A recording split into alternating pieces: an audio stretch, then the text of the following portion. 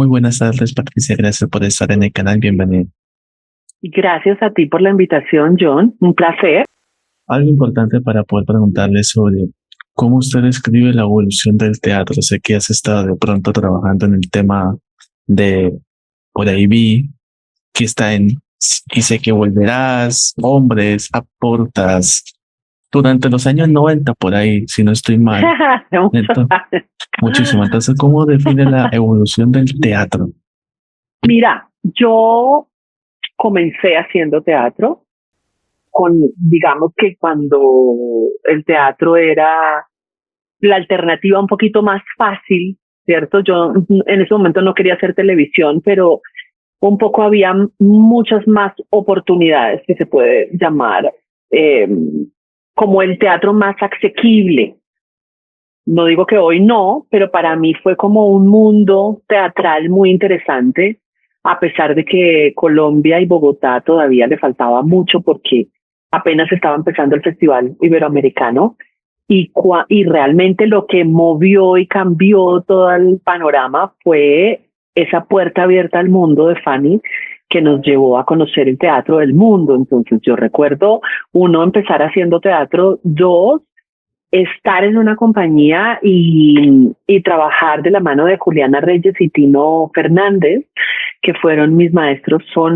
Y bueno, y Tino, que en paz descanse, que se nos fue muy rápido, pero digamos que yo con Lex Plus pude entender lo que era una compañía y estar en una compañía, cosa que en Colombia es muy complicado a nivel económico.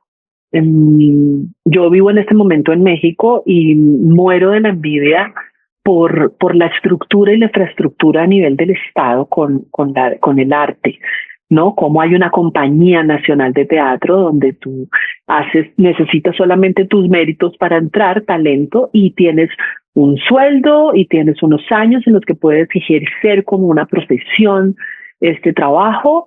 Y yo decía, ay, sí, en Colombia, Dios mío, en Colombia yo hubiera querido tanto hacer eso, porque a mí me costó mucho trabajo estudiar y sobrevivir un poco, ¿no? Me costó muchísimo ese trabajo para comer, pero ¿y a qué horas estudio? Si el estudio es de día y quién me lo paga, y era muy complicado. Entonces, ahora que estoy en México y lo veo, digo, hubiera dado mi vida por estar en la Compañía Nacional de Teatro de Colombia, con una profesión bien pagada, ¿no? Yo siento que ser actor en nuestro país es muy complicado yo tuve una escuela durante 15 años y era un poco, ¿en serio quieren esto? O sea, es de mucha incertidumbre y de mucha inestabilidad. Entonces, para un poquito ese contexto para tu pregunta, creo que el teatro ha evolucionado muchísimo más.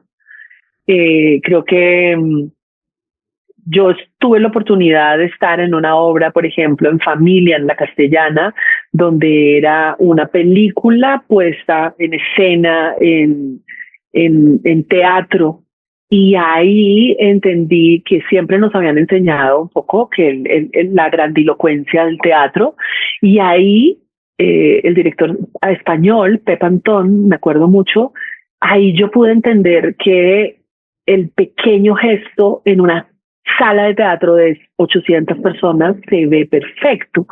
Y entonces era como decir, todo esto tan íntimo y tan bonito y tan vivo que es el teatro, como ahí se rompen todos estos mitos de que el teatro tiene que ser una cosa grandísima, ¿no? Entonces creo que sí evoluciona mucho por medio de las redes y de esta comunicación y de cómo todos estamos conectados. Y creo que cada actor tiene un canal en su Instagram y en su TikTok donde tiene un público al que debería llegar. Yo aquí en México soy manager de actores y les digo todo el tiempo, ¿no? Ustedes, ¿por qué no tienen un canal? ¿Por qué no hacen cosas para ese canal? Eso no lo teníamos nosotros. Luego me dice que actores, pero buenísimo. Estuve revisando algunas partes de actores que algunos se encuentran aún en formación, otros que son actores profesionales que estuvieron por el Instituto Nacional de Presentadores en el INALPRES. Y bueno, que también tú Ajá. estuviste involucrado en la... Yo con Diva, sí, Diva tiene una escuela, Diva tiene su escuela de formación y en algún punto ella dictaba los talleres en nuestra escuela en Colombia, en STARS. Y, y ella les daba a estos presentadores técnicas actorales para manejar su voz, para manejar su cuerpo e interpretación. Y yo ahí tuve la oportunidad maravillosa de trabajar con ella y fue muy interesante porque yo hoy, por ejemplo, entreno gente para hablar en público. Entonces, y precisamente por todas, ahí fue un poco donde empezó, porque a la escuela siempre llegaba gente diciendo necesito tomar un taller de actuación para hablar en público porque me da miedo. Yo decía, no es tan así el taller de actuación, pero muchas de las técnicas del actor y de este tipo de estructura que uno tiene como actor del cuerpo, la voz, la emoción, pues es todo lo que un presentador y un periodista a veces necesita, ¿no? Improvisación, cómo está su cuerpo, que su cuerpo no cuente lo que realmente está pensando, que está muerto del susto. Entonces hay un montón de cosas entre la voz, la emoción y el cuerpo que se trabaja. Entonces yo ya lo hacía en la escuela para profesionales, con Diva lo hice con presentadores y hoy en día tengo un proyecto que se llama Atrévete a hablar, donde de manera online entreno profesionales, gerentes, personas del común y corriente y grandes profesionales para hablar en público. No Me solo para, encanta ese tema. no solo para hablar en público, también estás involucrada en ciertos aspectos sobre interpretación vocal en teatro musical, lo cual es uno de los proyectos más difíciles que hay. Es muy Bueno, arriesgado. en la escuela teníamos este proyecto de teatro musical, fue maravilloso, muchos años. Eh, Ahí trabajaba de la mano con una gran amiga, Angélica Forero, una maestra de voz maravillosa, que hoy está, que ella entrena coros. Y, esta mujer me enseñó un montón porque además era ver a los actores que no cantan, sí actúan, pero no cantan nada y cómo con entrenamiento ella logra que puedan interpretar y que puedas cantar afinado y uno dice como, no puede ser que este era el que hace 6 meses uno decía, oh, Dios mío, está sordo y hoy esté cantando, porque yo sí siento que el actor debería manejar estos tres elementos, ¿no? Que cante, baile y actúe, porque siempre lo va a necesitar y porque nada más maravilloso que el teatro musical, que es muchísimo más riguroso, que es de un entrenamiento impresionante y que yo hacía pinitos en la escuela con los chicos, pero les ponía retos muy grandes. Alguna vez monté la obra de teatro de Queen, que fue, ya ni me acuerdo cómo se llamaba, pero era ponerlos a cantar Queen, ¿no? Yo decía, ¿en serio, Angélica, lo vamos a lograr? Es que alguna vez alguno de tus alumnos, no sé, que por ahí te dijo, ¿qué te hace pensar, maestra? Esto solo pasa en el set y jamás en la vida real. No sé, son muchas cosas. Ay, no sé, mira, a veces lo que pasa en la vida real, si uno lo pone en el set, la gente dice, nah, yo creo que la realidad siempre supera la ficción. Creo que los seres humanos somos entre lo bueno y lo malo bastante excéntricos y nos inventamos cada cosa y nuestras emociones nos llevan a hacer un montón de cosas que a veces uno dice, no lo creeríamos, pero pasa. Entonces sí creo que la realidad supera la ficción y por supuesto que la ficción está basada en la realidad de muchos de nuestros dramaturgos. Sí, gracias por decirlo, porque son muchas cosas que ahondamos en ese aspecto. Ahora sí, siguiendo con tu proceso de actriz, esta pregunta se le hizo a varios que han estado en la serie, porque todos quieren con Marilyn, pero bueno, esa es la pregunta de millón. Ay, esa novela fue tan bonita. Esa novela fue tan bonita. Lo interesante un poco de esa novela en esa época eh, es como la protagonista es una prostituta, ¿no? Una prostituta que además, entre comillas, nunca más volvió a ser prostituta desde el primer capítulo, ¿no? Entonces era como muy loco nuestra cultura un poco cerrada, pero fue muy interesante porque claro, y además todos quieren con Marilyn, que era un poco agresivo, ¿no? El título. Nos divertimos mucho, ahí fui esposa de Diego Trujillo como por tercera vez. Ha sido mi marido de ficción más recurrente, pero nos divertimos mucho y fue hace muchos años. Claro, es que yo hace rato que no, lo último que hice fue madre, hice una cosa por allá en Santander, pero sí me retiré un poco de la actuación. Ya no, ahora estoy audicionando otra vez en Colombia, pero sí me retiré un poco. Me gusta mucho la docencia y ahora en México, ahora en este proceso de guiar las carreras de otros está bien interesante. Interesante que, bueno, que todos quieran en ese aspecto de esta producción, pero ¿por qué no con Claire de Brujeres? Que Brujeres también era considerada una joya. Maravillosa Brujeres. Brujeres no funcionó como esperábamos, la verdad. Nos ganó Betty la Fea. estábamos al Mil. mismo tiempo, al mismo tiempo.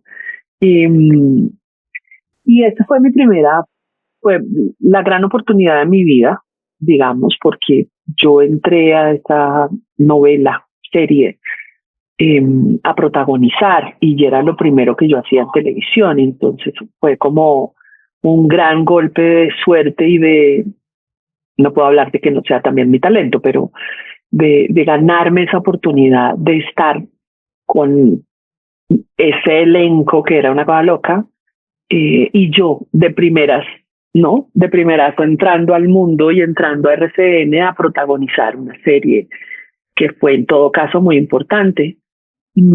Para mí fue un antes y un después, porque ahí se abrió la puerta de la televisión para mí. Y continuó. Yo creo que si no hubieran dado ahí Betty la Fea en Brujeres sería un éxito total en ese Nada más, aspecto. la libretista era Mónica Gudelo, que en paz descanse No, también, que es, Mónica Gudelo era una cosa loca. era O sea, muy difícil. lo mejor que yo he visto en guiones, además de Gaitán, pues por supuesto Mónica Gudelo.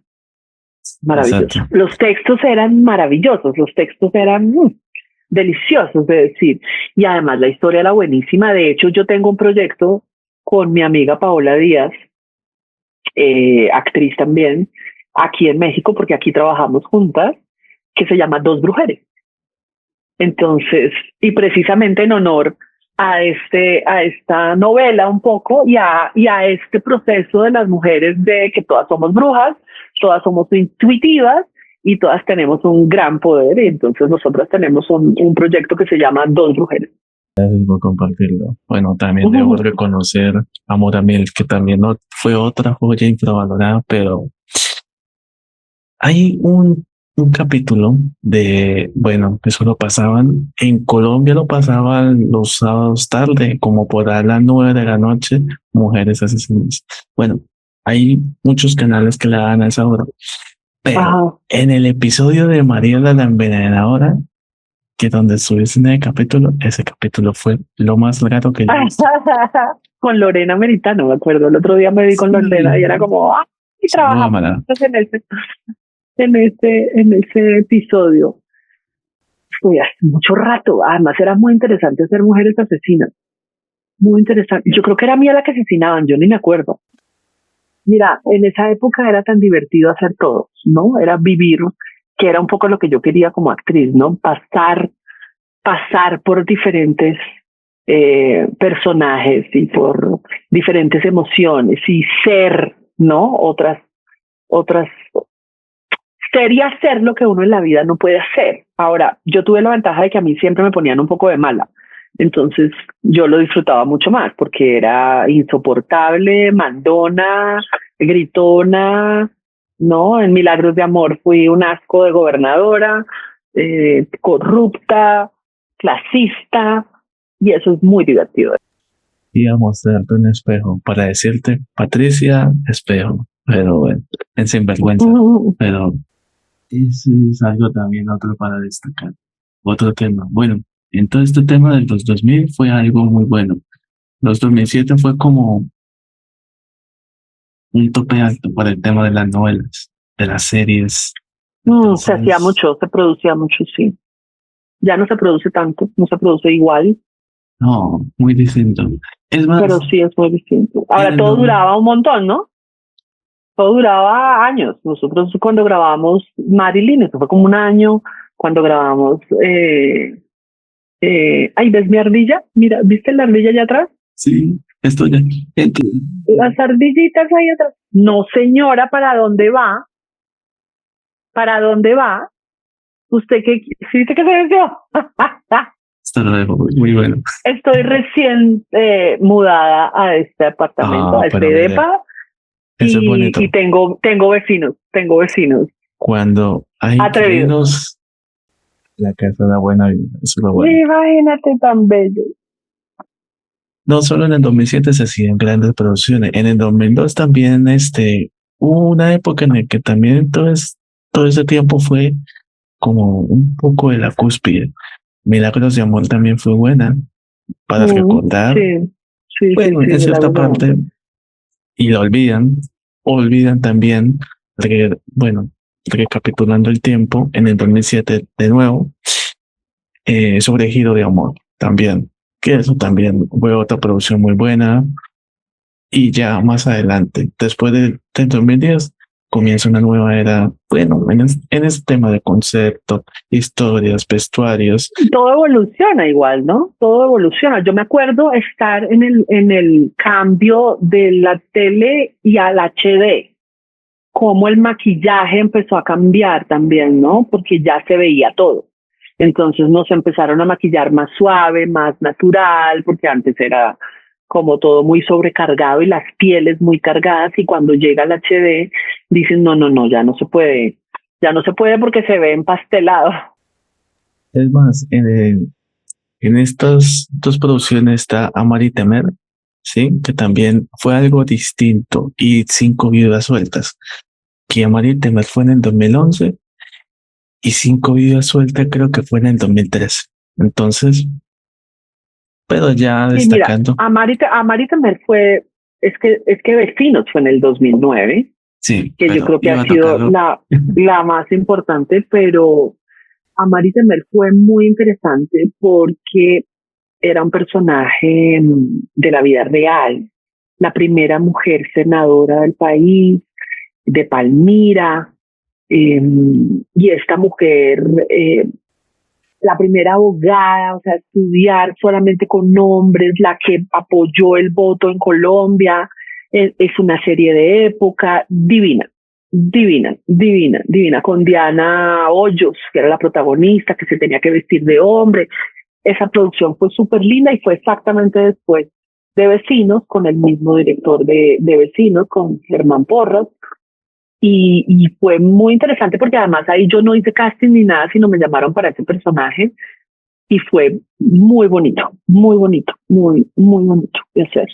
Bueno, creo que después de eso ya hice muy poco, sí, ya me retiré. Hiciste también Un sueño llamado Salsa, que también fue otra cosa bastante diferente a lo que habías hecho antes. Con Elena Mayarino, si éramos las mejores amigas de Elena. Sí, muy bueno. Aunque sí te quiero, bueno, mencionaste Vecinos, gracias, lo iba a tocar de última, pero bueno, te me adelantaste. Y es en el tema de tu personaje, ¿qué la divirtió más? Porque cierta parte del personaje incluye como una construcción de villana elegante, o prefieren que esto sea como una mujer aparentemente perfecta y llena de secretos. ¿Qué es lo más considerable? Ay, no, yo creo que esa señora era insoportable. Era muy divertida de hacer. Ahora, creo que lo más divertido de ese trabajo fue el elenco y la libertad, ¿no? Porque todos actores, todos teatreros, y todos improvisábamos y hacíamos, claro, teníamos un texto, pero nos dejaban jugar mucho, proponíamos mucho, ¿no? Mi relación, por ejemplo, con los celadores no estaba tan escrita como se fue convirtiendo, ¿no? En esta distancia y en este clasismo y en esta mandadera mía. Yo creo que era una mujer muy realista, es decir, yo me encontré a una Clarita en Bogotá, de una clase muy alta. Me acuerdo que estaba en la 127, ¿cómo se llama ese sitio? El mercado de las pulgas allá en 127 con séptima. Ay, no me acuerdo. Me olvidó. Santa Bárbara, no. Bueno, no me acuerdo. La menopausia también. Y me encuentro a un personaje, una mujer que me dice, uy, yo tengo uno igual en el edificio, es insoportable. Que es como taxista, con todo el ser, mejor dicho, lo más clasista y lo más despectiva del mundo, que yo decía, wow, Clarita existe. Porque además yo estaba en la ciclovía de pantaloneta, no estaba vestida de Clarita, y decía, mira que a veces uno siente que la gente que es menos preparada no entiende mucho la ficción y la realidad y cree que los personajes son los actores, ¿no? Y mira que no, en los estratos altos también, porque la señora me decía, yo tengo uno igualito en mi edificio, pobrecita tú. Y yo, ok, pero sí, Clarita fue Pues real. Ay, Dios maravilloso. mío. Me gustó mucho este personaje, me divertí mucho, me dejaban jugar mucho, con Robinson jugábamos un montón. Ahí estaba Paola también, mi amiga con la que trabajo aquí, mi mejor amiga, entonces, muy interesante. Ese fue el proyecto de mi vida, realmente. Que todavía, creo que la están pasando ahorita todavía y la gente me reconoce un montón y nunca me han olvidado y siempre Clarita y me escriben y yo que ya hace tantos años que no hago novelas ni series ni nada y la gente está ahí como muy presente me tienen y eso es muy, muy bonito. Es más, hay gente que siempre va recordado por un personaje y bueno, gracias por compartir esta anécdota, este dato. Yo te iba a preguntar acerca sobre este corto, yo no lo he podido encontrar, El Gran Día. Tú lo dirigiste, ¿verdad? Es un corto. Mira, yo en la escuela hice muchas cosas con mis alumnos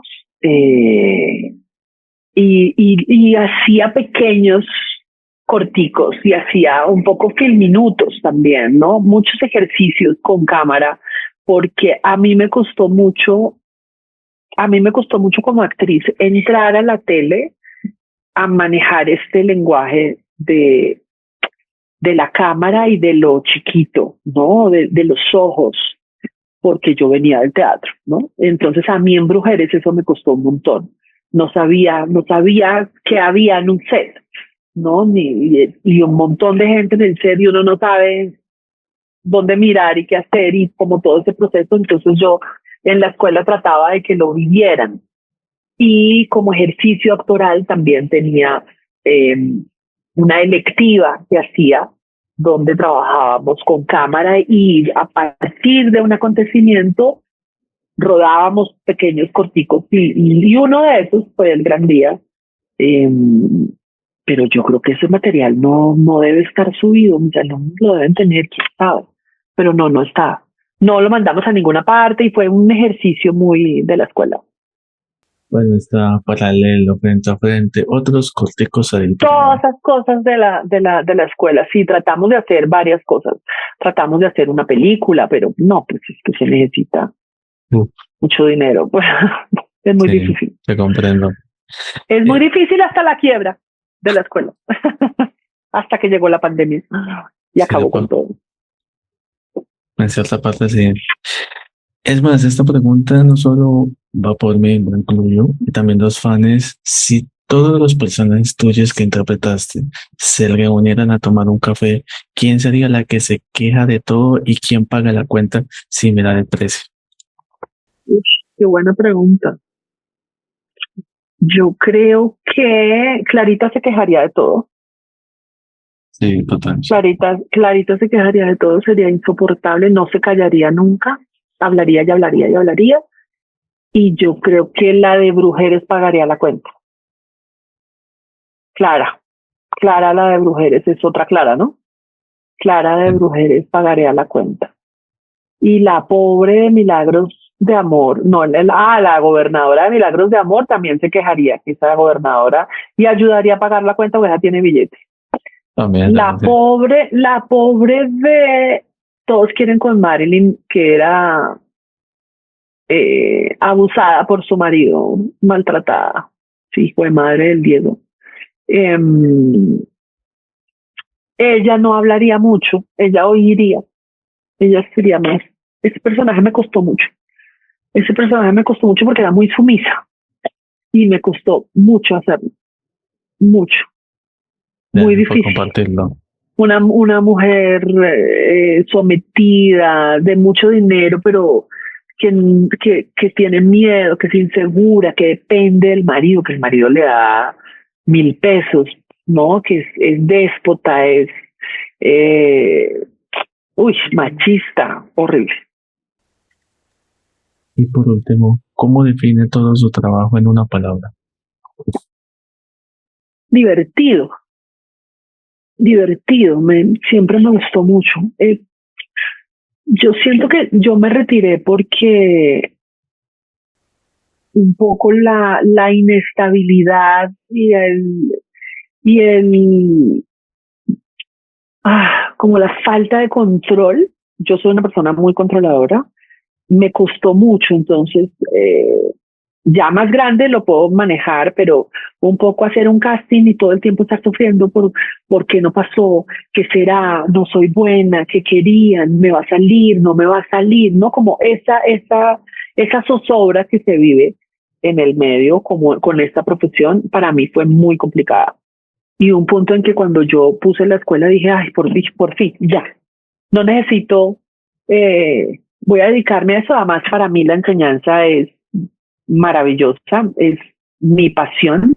No podría decir que más que la actuación, no lo podría decir, pero es una parte muy importante, tan así que yo insisto en seguir enseñando y enseño online, ya no tanto actores, porque ya me cansé de los actores, suficiente con manejarlo, pero, pero sí en esta cosa de guiar, este coaching, eh, me gusta mucho, lo hago ahora mucho y soy muy feliz haciéndolo. Este es tu espacio, Patricia, para que digas redes sociales, un saludo para Colombia, invita a la gente a seguir su website, todo lo que tengas que decir.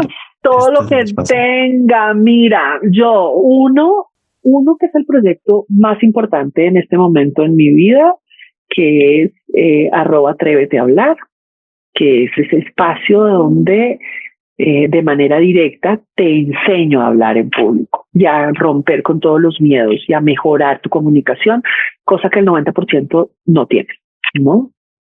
A la gente no le enseñaron a hablar, no nos enseñaron a hablar, no nos enseñaron a ubicar nuestra voz. Entonces, ese proyecto, que es @atrévete a hablar, es muy importante para mí. Por otro lado, está en mis redes, Patricia Polanco Mutis, @Patricia Polanco Mutis. Yo trato de subir cosas, pero soy mucho más activa en lo de hablar. Por supuesto, tengo 2 mujeres, porque Paola y yo somos 2 brujas, y entonces ella es astróloga y yo trabajo y leemos el tarot y hacemos un montón de cosas. Nos gusta la magia, nos gusta utilizar la energía de la tierra y de las plantas para potenciar la vida y para mejorar. Yo hago numerología también, entonces esa parte de 2 brujeres nos gusta mucho, mucho, que también es @2 brujeres. Por allá también los invito, para los que les guste la parte esotérica y mágica. Yo creo que la liga llegó es por eso, por no perderse los brujeres también. Muchas gracias, Patricia. John, muchas gracias a ti. Gracias a ti por la oportunidad, por todo. No, bienvenida siempre. Y gracias. Mucho éxito. Muchas gracias. Muchas gracias. Chao, chao. Que estés bien. Sweet and clear as moonlight through the pines.